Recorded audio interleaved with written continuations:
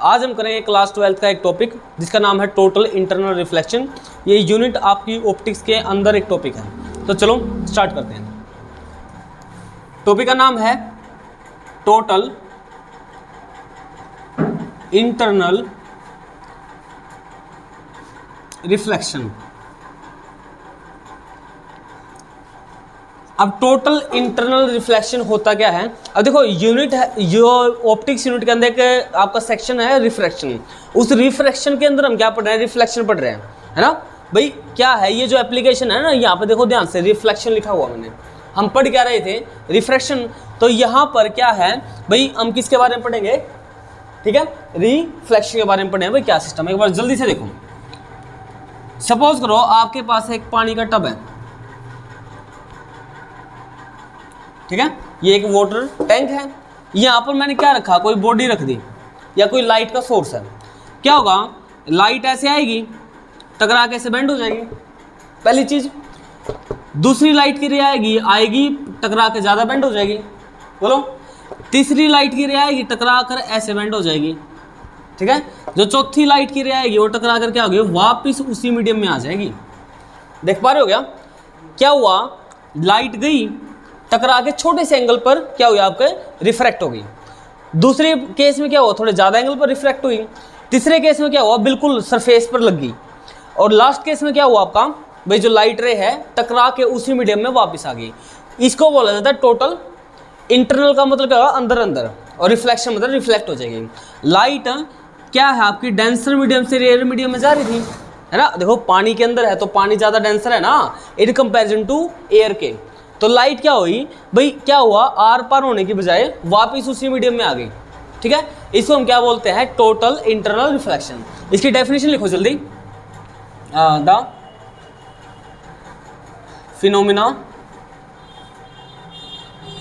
Of bouncing back of light into the same medium when it travels from denser medium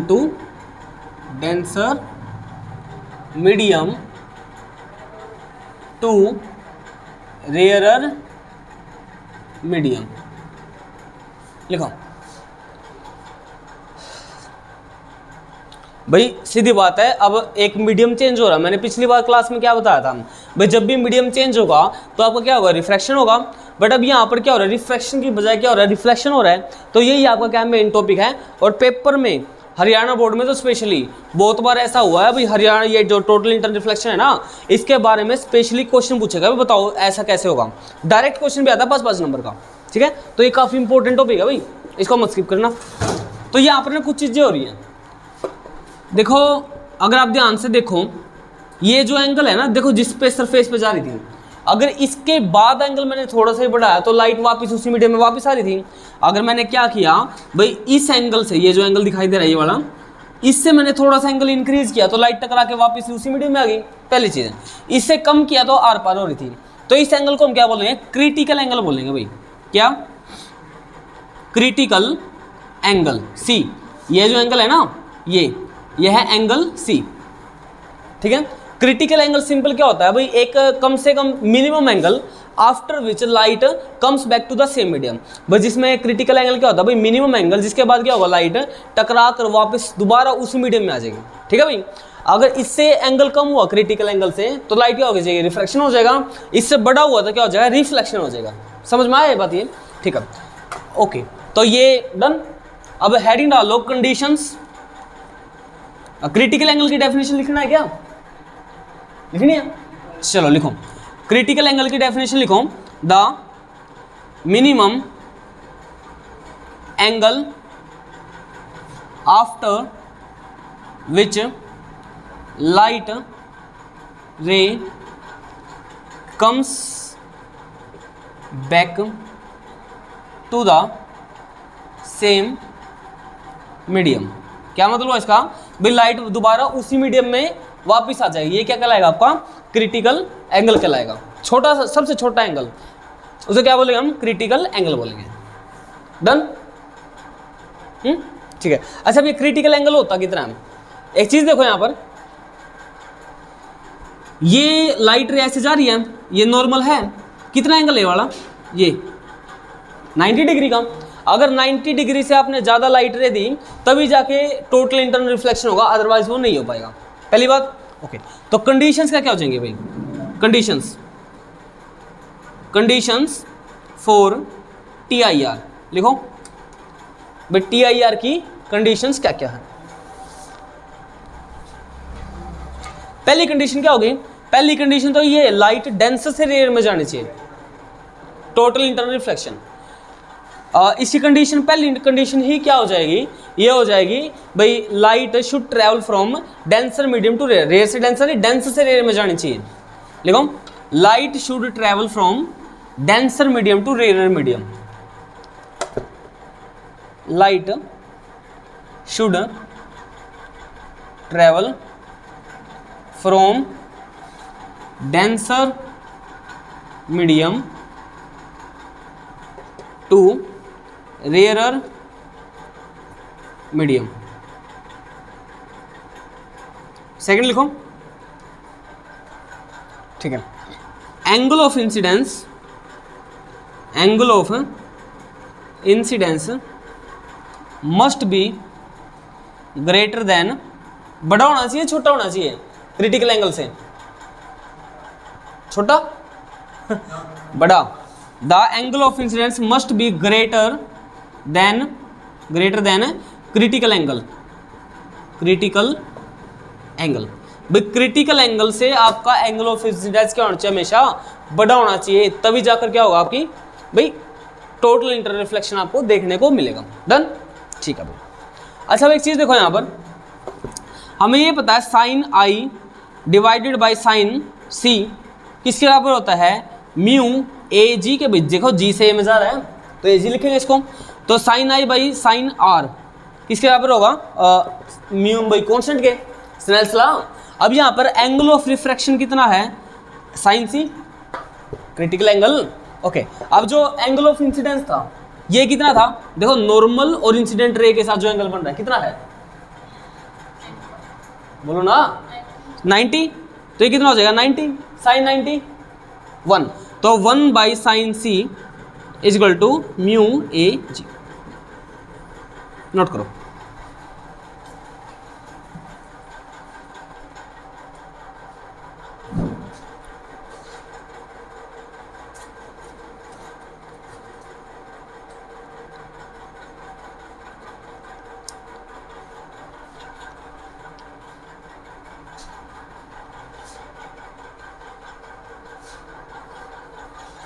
paper में आता है भाई रजिए,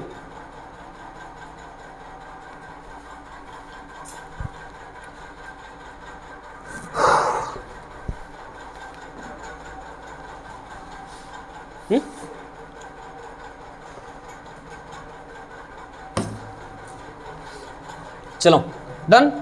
अब heading डालो एप्लीकेशंस ऑफ TIR, TIR मतलब टोटल इंटरनल रिफ्लेक्शन। अब इसके एप्लीकेशंस करेंगे हम।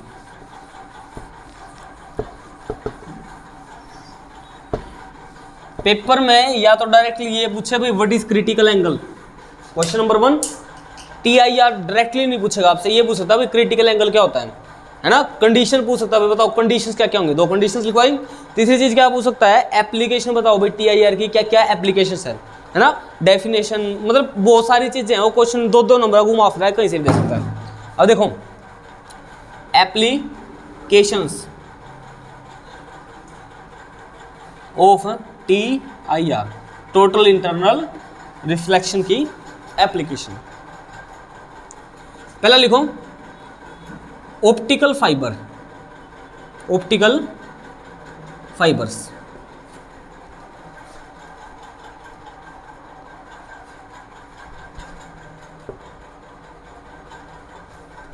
लिख लिया। अब देखो ऑप्टिकल फाइबर कैसे काम करती है, ऑप्टिकल फाइबर कुछ ऐसे काम करती हैं। अच्छा ये जो आपका इंटरनेट यूज़ करते हो ना आप, मोबाइल मतलब जो डाटा शेयरिंग का काम करते हो, जो इंटरनेट का यूज़ होता है वो किसकी हेल्प की मदद से होता है, ये होता है ऑप्टिकल फाइबर की मदद से। मैं बताता हूँ कैसे होती है ऑप्टिकल फाइबर। सपोज करो आपके पास एक ये तार है, वायर होगी, इसके मतलब सिंपल प्लास्टिक की वायर ऐसे, अब इसके अंदर हम क्या करेंगे, ऐसे एक रिफ्लेक्टिंग टाइप, कोई पन्नी लगा लो, है ना, कोई हमने प्लास्टिक लगा दी, कोई कंच लगा दिया, मिरर टाइप लगा दिया ऐसे, इसको हम क्या बोलेंगे, क्लैडिंग बोलेंगे। लिखवाता हूँ ये जो मैंने वाइट ब्लैक ब्लैक किया है ना, क्या नाम है इसका, क्लैडिंग। क्लैडिंग मतलब ये जो मिरर की कर सकते हैं हम, प्लास्टिक की कोई है ना पन्नी टाइप, है ना, ठीक है, तो क्या बोलेंगे इसको, क्लैडिंग। अब क्या होगा, ध्यान से देखना, जब लाइट को एक स्पेशल एंगल पर डाला जाएगा, जो एंगल क्या होगा, क्रिटिकल एंगल से बड़ा होगा, मान लो लाइट मैंने ऐसे डाली, ठीक है, क्या होगा, लाइट रिफ्लेक्ट होगा, ऐसे टकराएगी, यहाँ पर टकराने के बाद फिर टकराएगी, ऐसे ऐसे ऐसे ऐसे करते करते क्या होगी, लाइट बाहर निकल जाएगी। बोलो, यहाँ पर कोई भी लाइट का लॉस नहीं होगा, कोई भी लाइट को एब्जॉर्ब नहीं किया जाएगा, सारी की सारी लाइट क्या होगी, वन पॉइंट से दूसरे पॉइंट पर 100% ट्रांसफर कर दी जाएगी। बोलो, है ना, तो इनको बोला जाता है ऑप्टिकल फाइबर्स। अब ऑप्टिकल फाइबर का यूज़ कहाँ पर होता है, इनका यूज़ होता है जैसे कम्युनिकेशन डिवाइस में, है ना, अभी मान लो हमें इंटरनेट यूज़ करना है, इंटरनेट आज के टाइम पे जो हम यूज़ कर पा रहे हैं वो सिर्फ और सिर्फ ऑप्टिकल फाइबर की मदद से। समझ में आया पहली बात ये, ठीक है। सेकंड लिखो,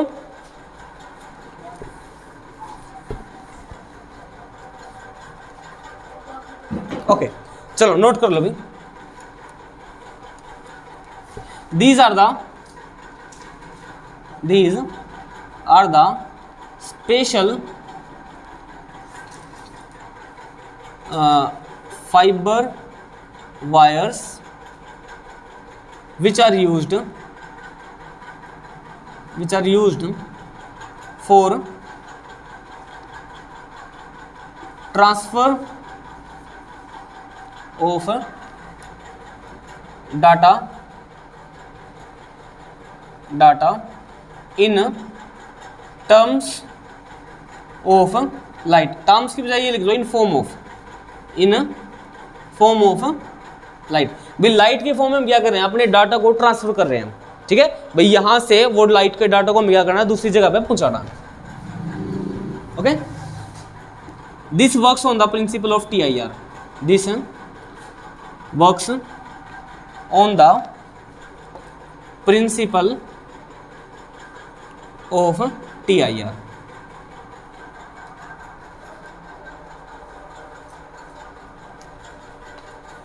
ले लिया, ओके, और वो डायग्राम बना लेना जो पीछे बनाया था हमने।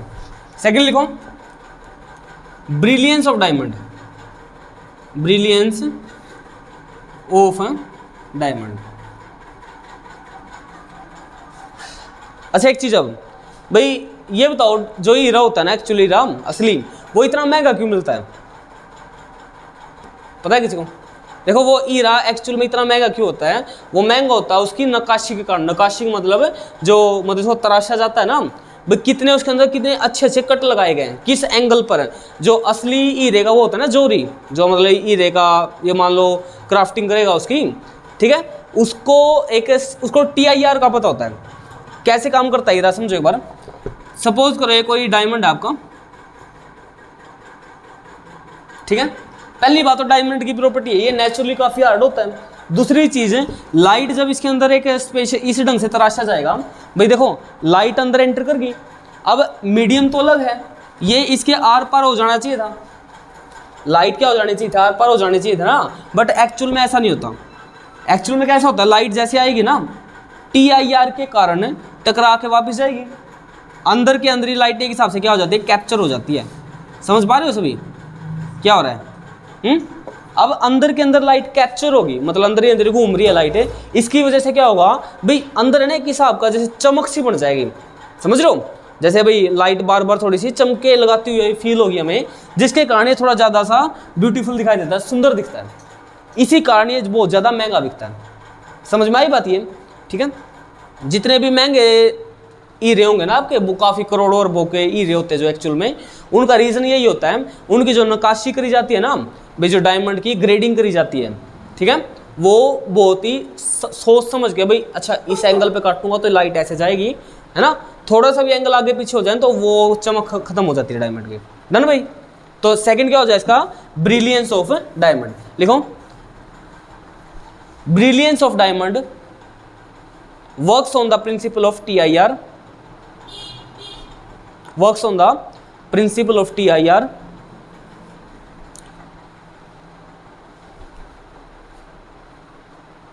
लिखो, diamond is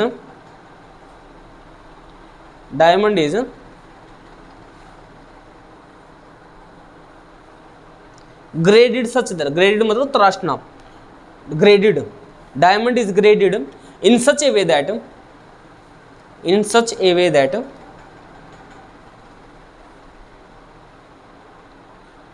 light entering into the diamond, light entering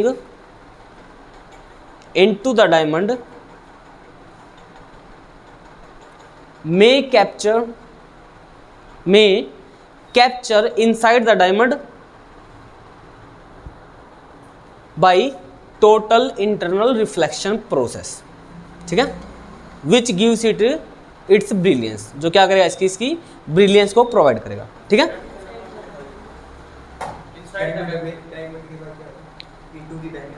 which give its brilliance, जो इसकी क्या करेगा, ब्रिलियंस को प्रोवाइड करेगा, चमक प्रोवाइड करेगा, ठीक है।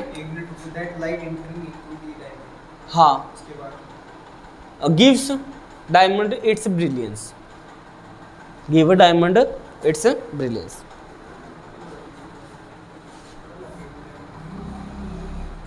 कर दूँ अब, नहीं एक और है ना, एक लास्ट लिखो, मिराज, सबसे ज्यादा पेपर में पूछी जाती है भाई एप्लीकेशन, मिराज फॉर्मेशन, मिराज। और देखो मिराज क्या होता है, मिराज है ना, मतलब हिंदी में पढ़ा हुआ मृग तृष्णा, सुना आज तक नाम, मतलब जब आप रेगिस्तान में जाते हो ना, रेगिस्तान में फिल्मों में देखा होगा कभी, तो क्या होता है, ये देखते हो आप भी रेगिस्तान में चल रहा है कोई आदमी, उसको ये दिखता है भाई काफ़ी दूर एक पानी का तालाब है ना, वो उसकी तरफ बढ़ता रहेगा, बट वो पानी का तालाब कभी उसको मिलता ही नहीं, समझ पा रहे हो, मतलब जस्ट उसको दिखाई दे रहा है ना भाई, एक दिखाई दे रही है चीज़, बट वो एक्चुअल में है ही नहीं। वो किसके कारण होता है, टोटल इंटरनल रिफ्लेक्शन के कारण। सिंपल सा प्रोसेस है, देखो यहाँ पर ये क्या है, कोई पेड़ है, मान लो पेड़ हो गया, ठीक है। अब एक्चुअल में क्या होता है, रेगिस्तान में ना गर्मी ज़्यादा है, क्या है रेगिस्तान में गर्मी ज़्यादा है, थोड़ा पेड़ अच्छा सा बना लो भाई, अब ठीक है। रेगिस्तान में क्या है, गर्मी ज़्यादा है, गर्मी ज़्यादा होने के कारण, ये मान लो सरफेस है इसका, गर्मी ज़्यादा होने के कारण भाई जो सरफेस है वो ज़्यादा गर्म होगा, जितना ज़्यादा एयर गर्म होगी वो उतनी ज़्यादा ऊपर जाएगी, थोड़ी लाइट होकर, तो मतलब नीचे क्या है, नीचे है रेयर मीडियम, कौन सा, बिकॉज अब पतली होगी ना, ऊपर क्या है, डेंस मीडियम, बोलो समझ आई बात ये। तो ऊपर की जो लाइट है ना वो ऐसे आएगी थोड़ी सी, आते आते क्या होगी, हमारी आँख है सपोज करो, ठीक है, तो लाइट क्या हो रहा है यहाँ पे, एक हिसाब से रिफ्रैक्शन हो रहा है। अरे बताओ ना, जब लाइट डेंस से रेयर में जा रही है, होनी चाहिए थी इसके आर पर, बट हो क्या रहा है, लाइट इस मीडियम से टकरा कर यहाँ पर है ना वापिस जा रही है डेंसर की तरफ, बताओ उसके अंदर भी तो यही था। अब एक्चुअल जो इमेज बन रही है ना आपकी, वो इमेज कहाँ बन रही है, नीचे, वो क्या है, इस पेड़ की एक इन्वर्टेड इमेज है, बोलो इस पेड़ की क्या है, इन्वर्टेड इमेज। ये जो पेड़ की इन्वर्टेड इमेज है ना, ये ऐसा लगता है भाई दूर से देखने पर ये कोई पानी का तालाब है, समझ आई बात ये। दोबारा रिपीट करते हैं, पेड़ का जो ऊपरला पार्ट है, ऊपर वाला पार्ट है, इससे एक लाइट की रे आएगी जो डेंसर से रे की तरफ आ रही है। अब TIR के कारण क्या हुआ है, क्रिटिकल एंगल इसको मिल जाता है ना, क्रिटिकल एंगल मिलने के कारण ये दोबारा डेंसर मीडियम में रिफ्लेक्ट हो जाती है, बोलो। बट इमेज देख तो हम ऐसे रहे ना पीछे जाके, इसकी एक इन्वर्टेड इमेज बनेगी नीचे पेड़ की, और ये किसकी तरह में दिखाई देगा, ये दिखाई देगा वो पानी का तालाब की तरह। समझ आई बात ये नीरज, डन, ओके ठीक है। तो ये थी एप्लीकेशन TIR की, और ये था आपका कंप्लीट टॉपिक TIR का। ओके तो मिराज के अंदर क्या लिखोगे, इसके अंदर लिख लो, in very hot areas like deserts, जैसे डेजर्ट होते हैं ना, काफ़ी गर्म एरिया होता है वहाँ पर, light becomes air becomes lighter near the surface. भाई जो सरफेस है उसके नज़दीक लाइट क्या हो जाएगा, एयर क्या हो जाएगी, काफ़ी हल्की हो जाएगी। लाइट लिखो, लाइट कमिंग फ्रॉम अपसाइड, जो ऊपर की साइड से लाइट आ रही है आपकी, जो है ना ऊपर से लाइट आ रही है, वो क्या डेंसर मीडियम से रेडिएटर की तरफ आ रही है। Upside will face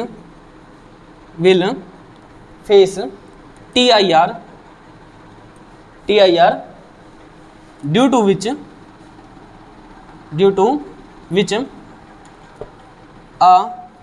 N inverted image of tree will be formed. भाई एक इन्वर्टेड इमेज आपकी क्या हो जाएगी, फॉर्म हो जाएगी, ठीक है। Which seems like water pond, this is known as mirage, this is known as mirage. ये लिखो, डन, ठीक है। तो ये था आपका TIR यानी टोटल इंटरनल रिफ्लेक्शन और कुछ इसकी एप्लीकेशंस। और अब करते हैं नेक्स्ट टॉपिक स्टार्ट। आज के लिए इस वीडियो में इतना ही। Thanks for watching.